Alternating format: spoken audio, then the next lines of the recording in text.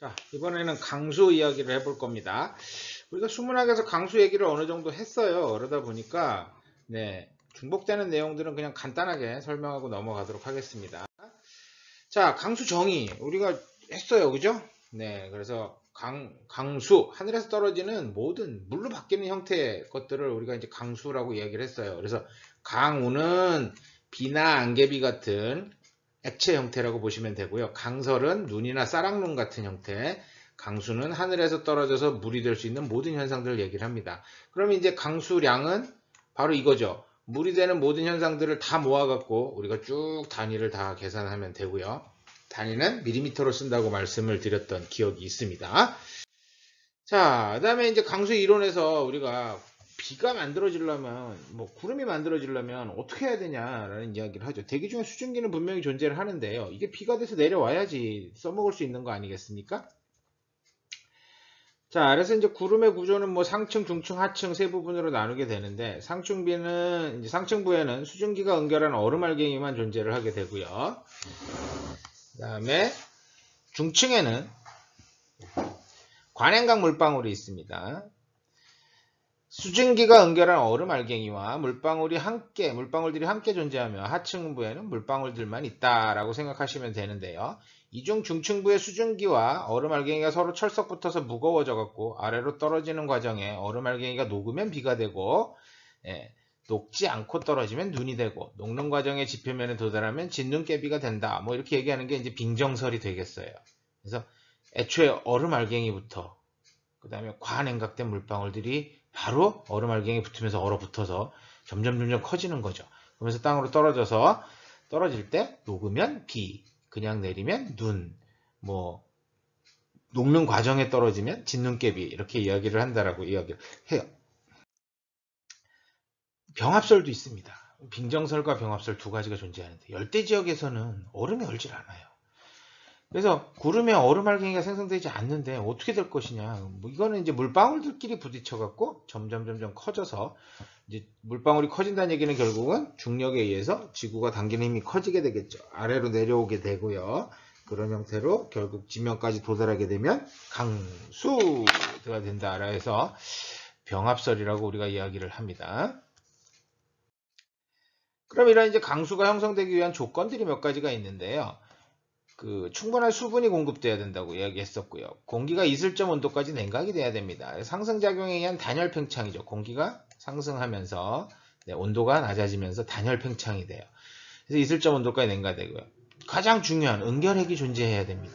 그래서 응결핵을 중심으로 응축이 발생하게 되고요. 포화 상태에서 응결핵 주변으로 응축이 되면 응결된 소수분 입자들이 성장하게 되고요. 아까 얘기했던 빙정설과 병합설 과정들을 거치면서 응집이 되겠죠. 이렇게 해서 떨어지는 형태들이 됩니다.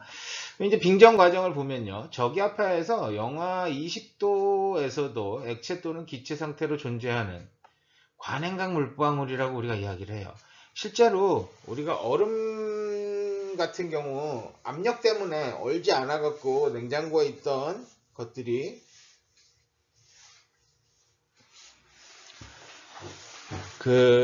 냉장고에 있던 냉동실에서 얼어야 되는데요. 얼기 직전까지 갔던 슬러시 같은 개념 생각해야 되나? 관행각 물방울들이 존재를 하게 되고요. 이 관행각 물방울들은 충격을 받는 순간 그냥 바로 얼어버립니다. 그래서 관행각 물방울이 이제 결정체와 접촉하면 빙정핵이 형성이 되고요. 구름 속의 얼음은 이제 과포화 상태가 되고 빙정핵들 주변에 수분들이 계속 흡수가 되는 그런 과정이 되겠죠. 보통 이제 충돌 응집 과정에서 우리 구름 입자의 크기는 평균 10에서 20 마이크로미터 정도 돼요. 굉장히 작습니다. 근데 이 구름에서 강우가 형성되기 위해서는 2mm 정도까지 커져야 돼요. 2mm 정도는 돼야 떨어지게 되는, 아래로 이동하면서 떨어지게 되거든요. 그래서 빙정핵이 주변의 수분을 흡수해서 클라우드 드롭넷을 형성하게 되고요. 물방울이 연직으로 낙하하며 다른 물방울과 충돌해서 빗방울이 형성되는 그런 형태들이 될 것 같습니다. 자, 강수의 종류 이것도 했어요. 앞에서 안개, 이슬비, 강우, 진눈깨비, 우빙, 서리, 눈, 우박, 쌀아기 눈 같은 것들이 있다. 크기에 대해서 이제 분류도 하고요. 액체냐 고체냐에 따라서도 달라집니다. 이제 보통 진눈깨비부터 쌀아기 눈까지는 다 고체로 연결이 되고요. 특히 이제 우빙 같은 경우가 관행각된 빗방울이 고체면과 접촉해서 얼 때 생깁니다. 그래서 지상에서도 이게 현상들이 발생을 해요. 여러분들 왜 눈꽃이나 얼음꽃 폈다고 그러잖아요. 이것들이 바로 이제 그런 관행각된 물방울이, 원래는 물방울이 나뭇가지 위에 떨어지면 어떻게 됩니까? 나뭇가지 면을 따라서 이렇게 퍼져서 떨어져야 되는데요. 닿는 순간 바로 얼어버리는 거죠. 얼음으로. 관행각되다 보니까. 그래서 이런 것들이 나무나 전선 같은데 탑처럼 쌓이게 됩니다. 이런 것들이 이제 관행각된 물방울, 우빙이라고 이야기를 하죠.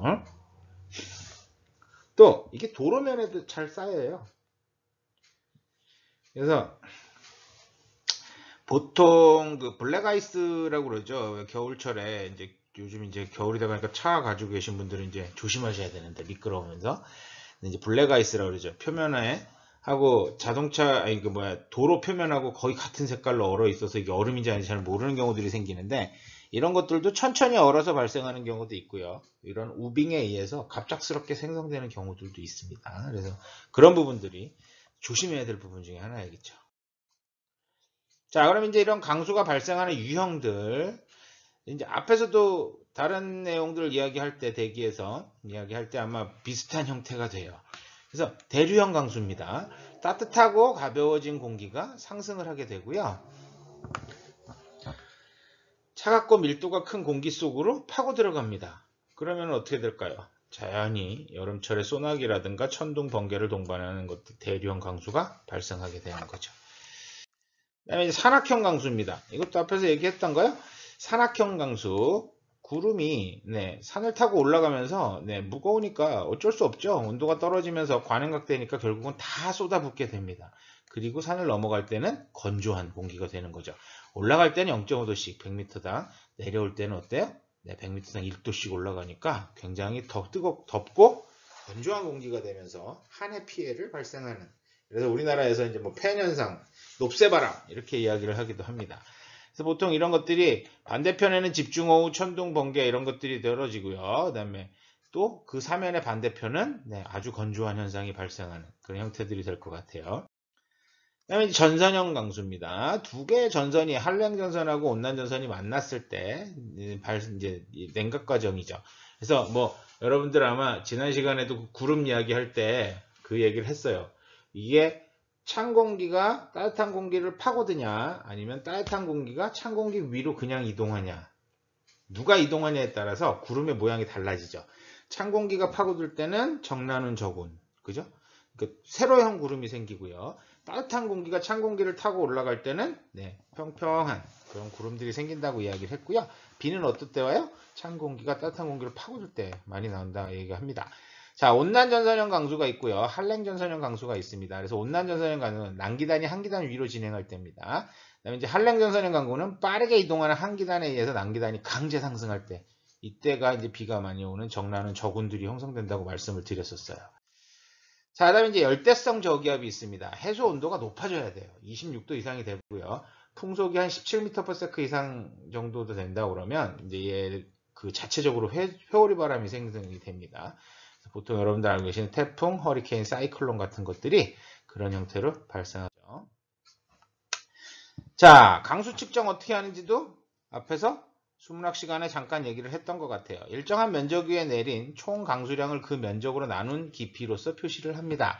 그래서 우리가 단위가 밀리미터라고 말씀을 드렸죠.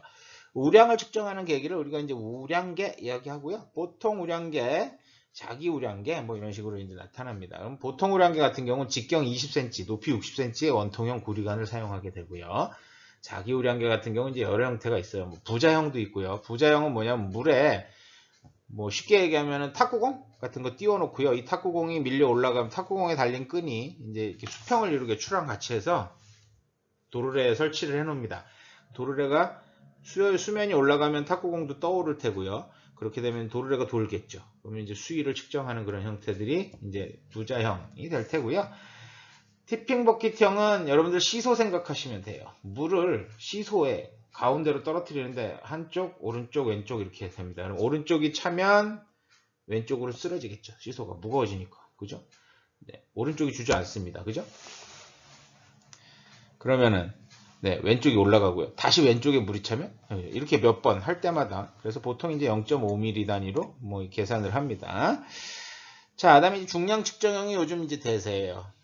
압력식 그 압력 센서를 설치를 해서 압력과 중량과의 관계를 비례해서 우리가 이제 중량을 측정하게 되고요. 이런 중량 측정식 강우계 같은 경우 장점이 거꾸로 우리가 증발산 그러니까 증발량을 측정하는 데도 도움이 됩니다. 그래서 평시에는 증발이 되고요. 비가 올 때는 강우계로 쓰고요. 이런 식으로 사용하는 제품들도 있습니다. 자, 뭐 세종대왕께서 최초로 만들었던 치국이 똑같이 지름이 비슷해요. 정말. 그러니까 그 세계 최초의 치국이라고 우리가 이야기를 하는데요. 거의 비슷하다고. 그러니까 굉장히 고민을 많이 하신 거죠. 사각형이 아니고 원형인 이유. 뭐 그럴까요? 네, 바람에 따라서 비가 오는 방향이 달라지게 되면요. 네, 이게 다각형 모양으로 생겼을 때는 들어오는 양이 바람의 방향에 따라 달라집니다. 그러니까 입사각에 따라 달라지는데요. 원형 같은 경우는 그런 부분을 최소화할 수 있다라고 이야기를 합니다. 학자들이. 이제 현재 세계 규격이 20cm인데 이거 거의 같아요. 그래서 네, 그 당시에 굉장히 앞서갔죠.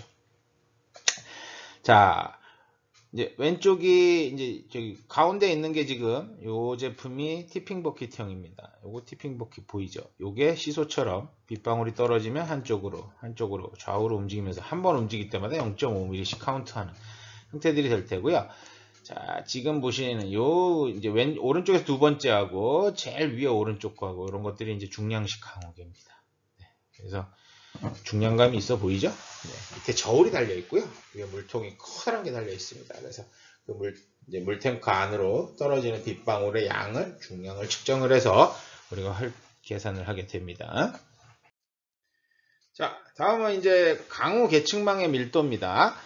우리가 지역에 따라서 산지냐 평지냐 이런 거에 따라서도 강우 계층망의 위치라든가 배치 같은 것들이 상당히 다양하게 바뀐다라고 생각하시면 되고요. 평야지대 같은 경우 정말 하나만 있어도 될 수도 있어요. 근데 그건 좀 너무하죠. 어쨌든 온대 열대 및 지중해성 기후하에 비교적 평탄한 지역 같은 경우는 600에서 900제곱킬로미터당 한 개 관측소 정도가 있으면 된다라고 이야기를 합니다. 그러니까 굉장히 넓은 면적을 커버할 수 있는 거죠. 그다음에 온대 열대 및 지중해성 기후하의 산악 지역 같은 경우에는 100에서 250제곱킬로미터마다 한 개 관측소가 있으면 좋대요. 그다음에 이제 건조지대나 양극지방 같은 경우는 뭐 1500에서 10,000제곱킬로미터당 한 개만 있으면 된다고 얘기를 하고요. 작은 섬 같은 경우는 25제곱킬로미터당 한 개 관측소 있으면 된대요. 그래서 이제 충북 같은 경우도 보면은 관측소가 5개가 있을 거예요, 아마. 제천에 있고요. 충주에 존재를 하고요. 그 다음에 청주에 있고요. 보은에 있고 영동에 있습니다. 그러면은 충청북도에서 모양새가 잘 이제 거의 이렇게 쭉 다 포함할 수 있도록 만들어 놓은 형태들이 될 거예요. 과거에는 도심 외곽에 평야지대에 설치가 되어 있었어요.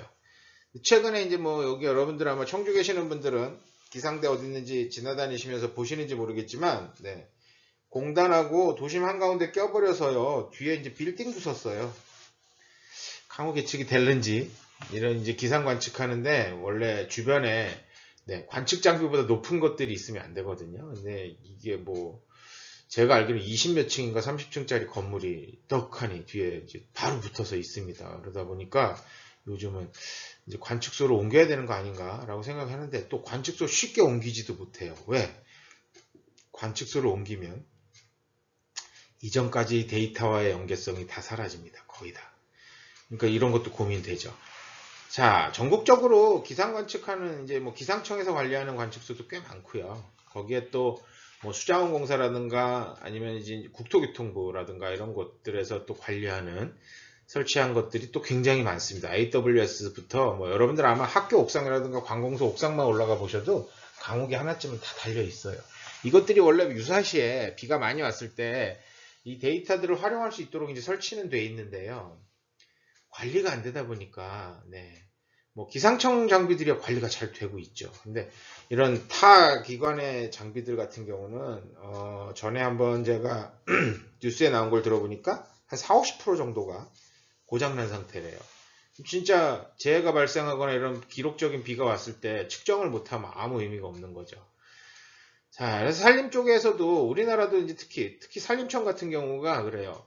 자, 산악 지역이 기상현상이 조금 달라요. 그죠? 뭐 팬현상 같은 것도 발생을 하게 되고요. 또 산이 가로막아서 비가 덜 오는 경우도 있고요. 비가 더 오는 경우도 있고 뭐 다양합니다.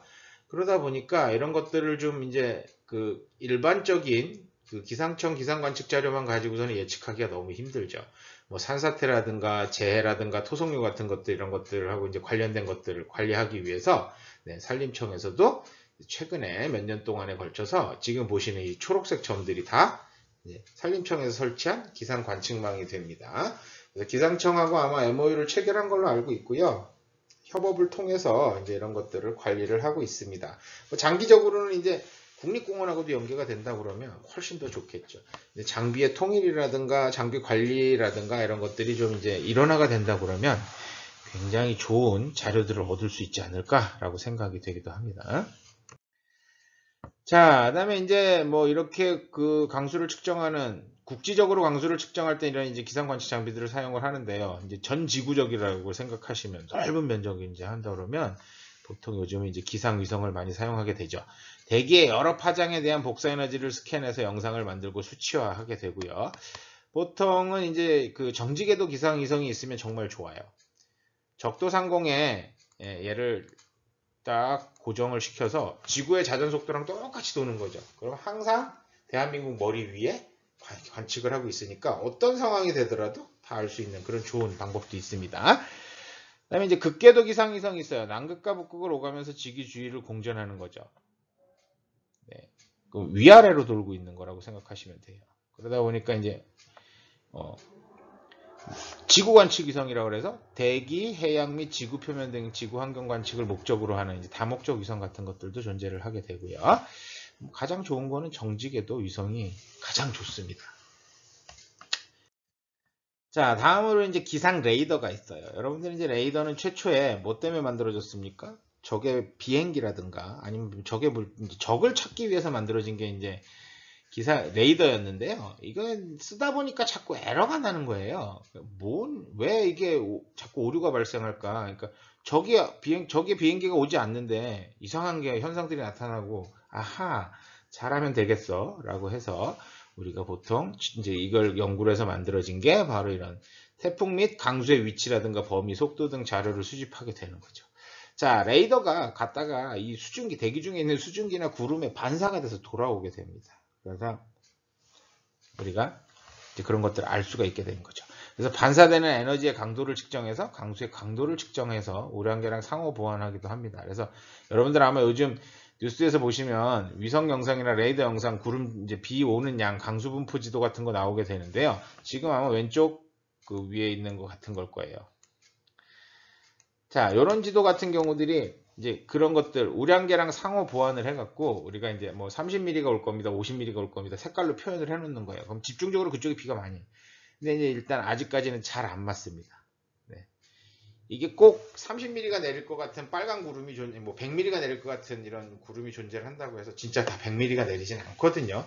다양한 형태에 달라집니다. 그러다 보니까 이제 이런 것들을 보완하기 위해서 몇십 년 동안의 데이터들이 모여야지만 이제 이런 것들이 분석이 가능해요. 그래서 아마 앞에서도 이야기했었죠. 기후, 그죠? 예.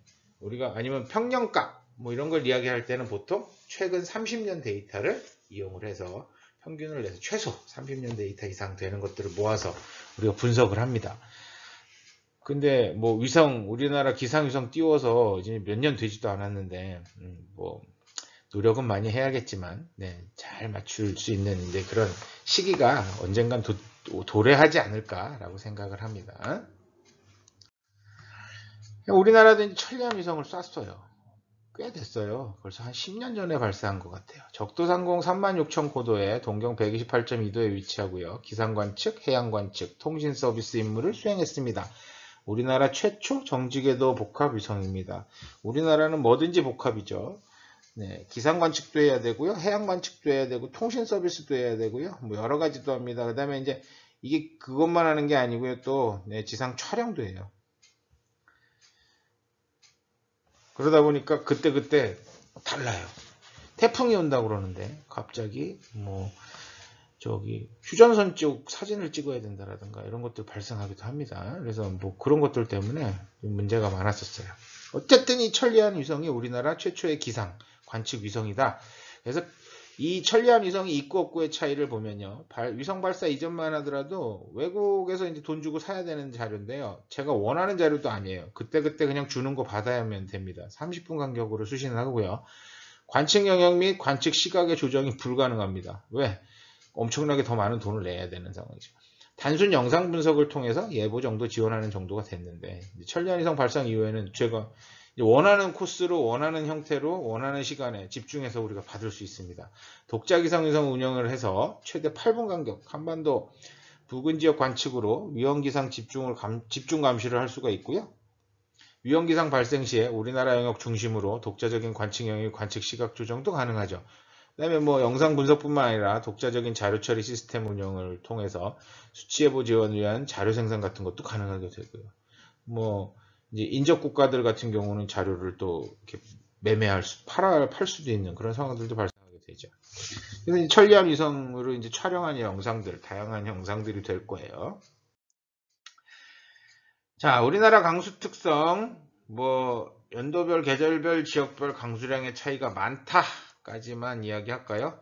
이거 앞에서 우리가 수문학 시간에 쭉 다 얘기했어요. 그죠? 그래서 뭐 1939년도에 753mm 왔었고요. 2003년도에 1792mm가 왔었던 그런 기록이 남아 있습니다. 그러니까 몇 배예요? 그죠? 네, 2.4배. 굉장히 많이 차이가 나는 거죠. 자, 그다음에 뭐 과거 100년간 아까 얘기했듯이 차이가 많이 난다고 얘기를 했고요. 특히 여름철 같은 경우 6월에서 9월 우리가 얘기를 하는데 요즘은 또 달라졌어요. 그죠? 뭐 8, 9월에 집중한다라고 이야기를 하기도 하고요.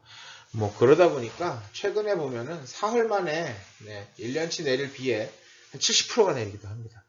사흘 동안에 한 1000mm 내린 적도 있고요. 그러면은 감당할 수가 없죠. 뭐 외국 같은 경우는 상상도 못 하겠더라고요. 뭐 1년 동안 내린 비가 뭐 10,000mm가 넘고 막 이렇게 나와요. 그래서 뭐 세계 기록으로 돼 있어요. 인도 같은 경우가 그렇게 독특하게 비가 많이 오는 그런 형태들이 되더라고요. 다음에 이제 연도별, 계절별, 지역별 차이가 크다고 말씀드렸어요. 그죠? 그래서 뭐 소우지가 있고요. 평탄지 같은 경우. 그다음에 또 분지 같은 경우도 비가 적게 와요. 그다음에 다우지 같은 경우 우리나라에도 이제 몇 군데가 있어요. 그다음에 이런 것들은 이제 대개 북동풍의 상승 기류 때문에 이쪽은 많이 오고 이쪽은 안 오고 이렇게 되는 거죠. 그죠? 이런 것도 생깁니다. 자, 그다음에 이제 중요한 게 인공강우인데요. 비가 안 오니까 이제 비를 오게 하려고 엄청 노력을 하죠. 그래서 얼마 전에 그 베이징 올림픽 같은 경우에도 비가 오지 않도록 하기 위해서 베이징 남쪽에서 다 이 인공강우로 비를 다 내려버렸어요.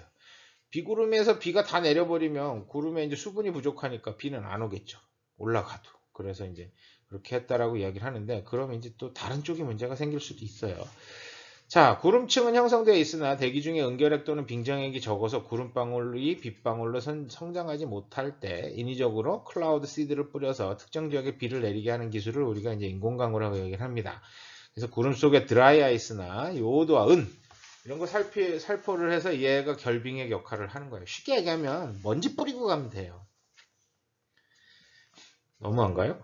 네. 비행기가 날아갈 때 뒤에 꼬리에 비행운이 생기지 않습니까? 우리가 인공구름이라고 말씀드렸잖아요. 네, 비행기 엔진에서 나오는 미세먼지나 이런 다양한 물질들이 대기 중에 수증기하고 결합을 해서 핵 역할을 해서 결합을 해서 구름으로 형성이 되는 거죠.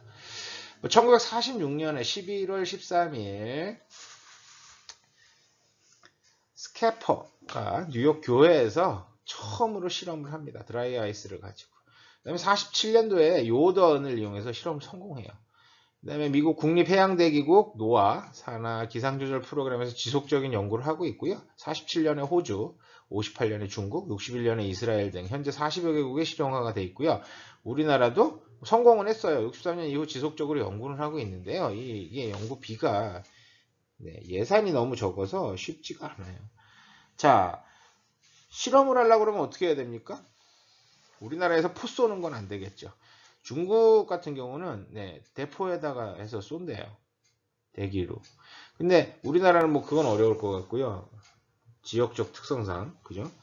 그러면 결국은 비행기가 올라가서 뿌려야 되는데 드론이 올라가서 뿌려갖고는 안 되겠죠. 너무 뭐 아직까지는 작습니다. 그럼 결국은 오랫동안 넓은 면적을 이렇게 비행기가 비행하면서 뿌려줘야 되는데요.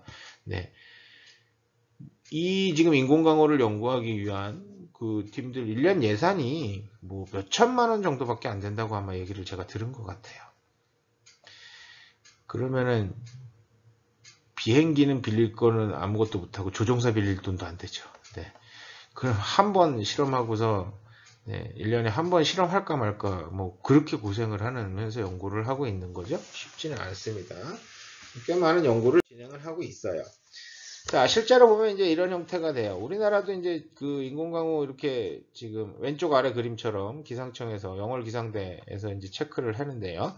실제로 요오드원을 살포를 해서 삼척시의 광동댐 주변에서 비가 내리는 현상들을 관측을 했습니다.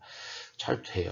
이제는 이런 것들이 이제 꾸준히 연구를 해서 어느 정도의 양을 어느 범위로 뭐 어떻게 뿌려야 되는지 이런 것들이 굉장히 연구가 많이 돼야 돼요. 뭐 외국이 성공했다고 해서 우리나라에 와서 100% 성공한다는 보장이 없죠. 그 나라마다 다 다르니까요. 지역적인 특징이 있기 때문에 네, 어쩔 수 없습니다. 근데 이제 외국 같은 경우 보면 이렇게 항공기 아니면 로켓 아니면 대포를 이용해서 구름 속에다가 요오드원이라든가 이런 물질들을 살포를 하게 되고요.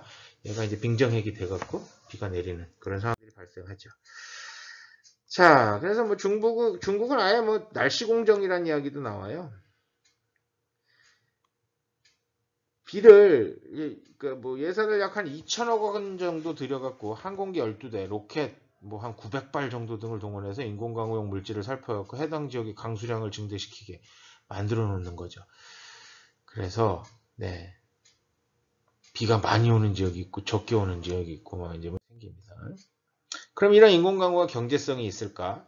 네, 있다고 얘기하는 분도 있고요. 아직 아니다라고 얘기하는 사람도 있습니다만 뭐 몇십 년 전에 아마 88 올림픽 때였던 것 같아요. 그때 처음 생수를 판다고 이제 이야기를 하고 그 선수단하고 임원진들한테 아마 이제 그 처음으로 우리나라에서 만든 생수를 공급을 했었던 초기의 이제 기억인데요. 자, 근데 그 당시만 하더라도 이게 경제성, 물을 팔아먹어? 네, 굉장히 참, 네, 뭐라 그럴까요? 황당하다라는 생각을 가졌을 것 같아요. 근데 인공강우도 비슷한 경우라고 생각이 되는데요. 이제 80년대 중반을 기점으로 순수한 연구 차원보다는 이제 상업성을 고려해서 인공강우 실험이 많이 되고 있고요. 평균 한 10에서 20% 정도의 강수 증가 효과가 있는 것으로 분석이 되고 있습니다. 그래서 뭐 호주 같은 경우도 엄청난 돈을 들여서 해요. 그러면 물 1세제곱미터당 0.3센트 정도의 비용이 들어서 경제적으로 상당히 뛰어나다라고 이야기를 하기도 해요. 미국 같은 경우도 뭐 11개 주에서 인공증설, 인공강우, 우박 억제 등 상업적인 목적으로 날씨 조절 프로젝트가 이루어지고 있는데요. 인공강우조를 통해서 강수량을 한 20% 정도 늘릴 수 있고요. 2013년 한 해 캘리포니아에서 4억 9,300만 세제곱미터, 쉽게 얘기해 소양강댐 저수량의 한 17%, 한 20% 된다고 얘기하면 물이 인공강우로 공급이 됐다라고 얘기를 해요. 인공강우를 사용하면 세제곱미터당 2원 정도의 싼 가격에 공급할 수 있다고 주장을 하긴 하는데요. 미국 국립대기연구센터가 이야기를 하기는 아직까지는 세제곱미터당 한 100원 정도까지 비용이 소요된다는 분석을 내놓아서 아직까지 비싸다라고 이야기를 합니다. 근데 그렇게 해도 물이 없는 나라들 같은 경우는 네, 그 정도가 들어도 물을 구할 수 있다 그러면 네, 할 수 있겠죠. 자, 그래서 인공강우 중국 아까 날씨공정이라고 이야기를 했잖아요. 테너 프로젝트라고 그래갖고 티베트 고원에 네, 이 물이 줄어드는 걸 막기 위해서 네, 티베트 고원 쪽에서 아예 이제 그쪽으로 넘어오는 구름들을 대상으로 다 이런 식으로 뭐 요오드원을 산꼭대기에서 바람을 타고 상승시켜 갖고 태워서 하기도 하고요. 다양한 방법으로 해서 이런 그 비를 오게 해서 그 고원에 있는 호수들의 수위를 유지하고 이런 것들을 하는 노력들을 진행을 하고 있어요.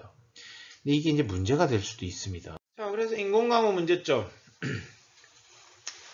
아까 앞에서도 얘기했듯이 한쪽은 비가 오고 한쪽은 비가 오지 않는다 그러면 문제가 생길 소지가 있겠죠. 특히 중국 같은 경우도 엄청 큰 땅덩어리인데 남쪽에서 이렇게 티베트 고원 있는 쪽에서 비를 내리게 만들어 버리면 네, 비를 다 뿌려버린 건조한 구름이나 건조한 수증기들이 건조한 대기가 북쪽으로 이동하면서 네, 북쪽은 비가 안 오죠.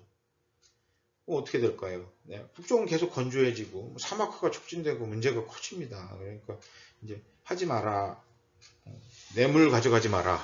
네, 뭐 이런 얘기까지 구름도둑 논란이 벌어지고 있습니다. 이게 만약에 국제적으로 만약에 이런 게 생긴다, 그러면 뭐 문제가 커지겠죠. 네, 그래서 이런 부분도 고려를 해야 되는 그런 내용들이 있습니다.